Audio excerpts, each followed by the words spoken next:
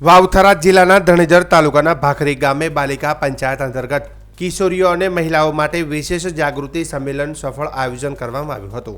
આ સંમેલનમાં ભાખરી ગામ ઉપરાંત આસપાસના વિસ્તારોની મોટી સંખ્યામાં મહિલાઓ અને કિશોરીઓએ ઉત્સાહપૂર્વક હાજરી આપી હતી। કાર્યક્રમનો મુખ્ય ઉદ્દેશ મહિલાઓ અને કિશોરીઓમાં જાગૃતિ ફેલાવી તેમને તેમના અધિકારો અંગે માહિતગાર કરવા તથા સમાજમાં સશક્ત અને સુરક્ષિત વાતાવરણનું નિર્માણ કરવાનું હતું। આ સંમેલનમાં રાજ્યમંત્રી સ્વરૂપજી ઠાકોર મુખ્ય મહેમાન તરીકે હાજર રહ્યા હતા। તેમણે પોતાના સંબોધનમાં જણાવ્યું હતું કે મહિલાઓ અને કિશોરીઓનું સશક્તિકરણ એ માત્ર વ્યક્તિગત વિકાસ માટે નહીં પરંતુ સમગ્ર સમાજના સર્વાંગી વિકાસ માટે અત્યંત આવશ્યક છે।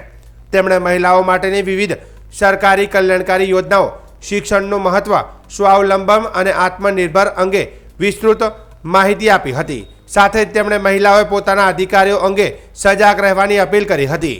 કાર્યક્રમ દરમિયાન વાવ પોલીસ સ્ટેશનના પીઆઈ ખત્રી મેડમ દ્વારા મહિલા સુરક્ષા, કાનૂની અધિકારો, મહિલા હેલ્પલાઇન નંબર તેમજ કોઈપણ પ્રકારની હેરાનગતિ અથવા તો સતામણી સામે તાત્કાલિક પોલીસ સહાય કેવી રીતે મેળવી શકાય તે અંગે ઉપયોગી માર્ગદર્શન આપવામાં આવ્યું હતું।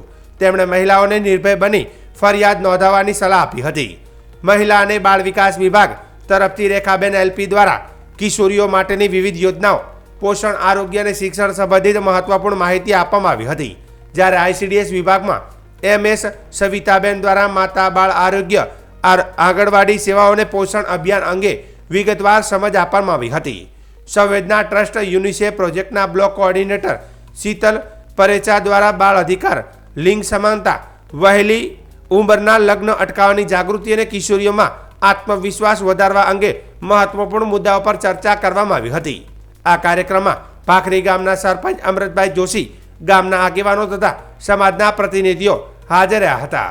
સરપંચે કાર્યક્રમના સફળ આયોજન માટે તમામ વિભાગો અને સહયોગીઓનો આભાર વ્યક્ત કર્યો હતો।